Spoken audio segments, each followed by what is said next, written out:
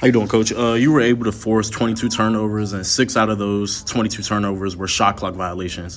What did you see from the SC offense to continue to stay in the press in the 3-2 zone? Well, my one of my assistants in her pregame speech, she talked about how tough it is to beat a team 3 times.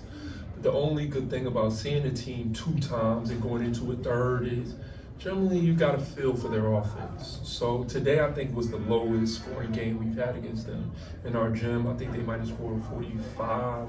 And then down at their place, it might have been mid-40s as well. But once you see a team 3 times, you kind of get used to them on the offense.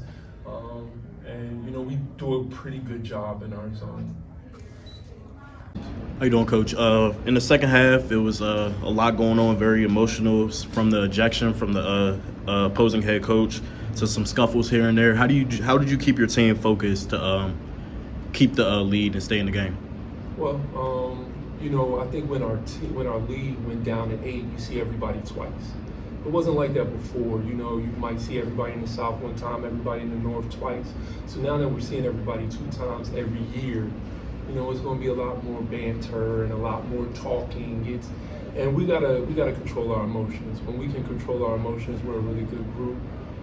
We got some technicals this year that have lost this game. So that was the first thing that I said today. We got to control our emotions. We have to control our emotions. Here in the second row. Hey, your passing in the first half was very crisp. You moved the ball around very well. You did miss some threes at the end of the first half. In the second half, you still had improved passing. Like, your passing looked amazing. How important is it to make those shots for in the second half so you can win the game? Yeah, I mean, this young man to my right, teams give him a lot of attention. They want to put 2 on the ball, and he trusts us as his staff, trusted his teammates to make the simple play at the right time, and allowed us to play with numbers. I wish there was more that I could have done to help our young men out, but like I said before, timely threes we missed the first half. Yeah. We passed the ball really well. We hit singles. We made the play out weak. We made the same read, and we didn't make threes. Right? We make threes, it's a different outcome. Trust me. They look at halftime like we're down 1. I'm sure, guys, we're down 1. We should be down double figures. There's no doubt that we were the much better team in the first half. And those guys made adjustments. Great coaching staff. Have a great leader in Joe Bryant.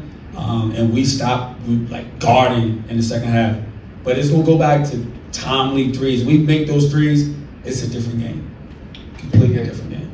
Joe, you scored 10 points alone in overtime, no missed shots. So what was your mentality going into overtime? He missed enough during the regular. 4 for 15. Yeah, 4 for 15, he missed enough. I never let my confidence down. My teammates, they tell me just keep going. It's time to win. I knew that. I kept it in the back of my head, and just try to help my team win. And fortunately for us, we kept on going. Crystal White, the Meac 2023 champion. You came off the bench when your team was struggling, and you hit some 2 clutch threes. How does that feel?